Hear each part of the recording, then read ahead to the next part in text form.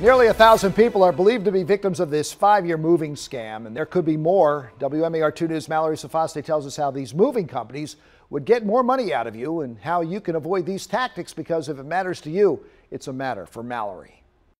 There are the obvious red flags: negative reviews, poor customer service, inflated prices. The company checked out, so Jim Crook hired them. I hired Flagship Van Lines to move us from Arizona to Noblesville, Indiana. They quoted me $3,900. I called them 3 different times to verify everything was included. They came to his house, loaded everything on the truck, then they raised the price to $6,400. We've heard this complaint before from dozens of people who hired Flagship Van Lines, and the 13 other moving companies we discovered were related. And this week, an indictment charging 12 people with this moving scam details just how egregious their business practices were. Unified Van Lines. The moving companies are accused of agreeing to a binding estimate, loading the customer's household goods, then say they took up more space. They would knowingly overcharge customers several hundred more cubic feet, in one case 1,000. That's an additional $4,500. Make sure that if it's a large move, someone enters your home, gives you a guaranteed cost on the move. There's no loopholes involved there. It's a flat rate for the move.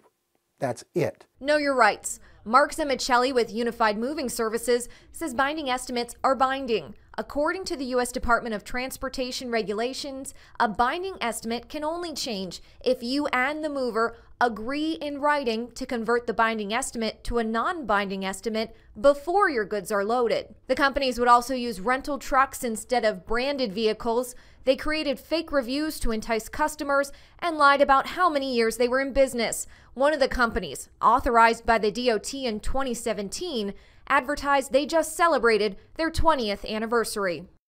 All right, here are some other tips for you. Don't pay in cash, of course, only credit card. And there should not be a large deposit. Payment is due upon delivery. Make sure the mover has insurance and a valid local address and is licensed. We know that even though the Federal Motor Carrier Safety Administration would revoke the various companies' operating licenses, they still continued to move people. You can click with us online at WMAR2news.com all day long for updates on top stories and breaking news. Also for news and weather while you're out there on the go, you can download the WMAR2 app in the App Store. You can watch live radar and get breaking news sent right to your phone. Thanks for watching.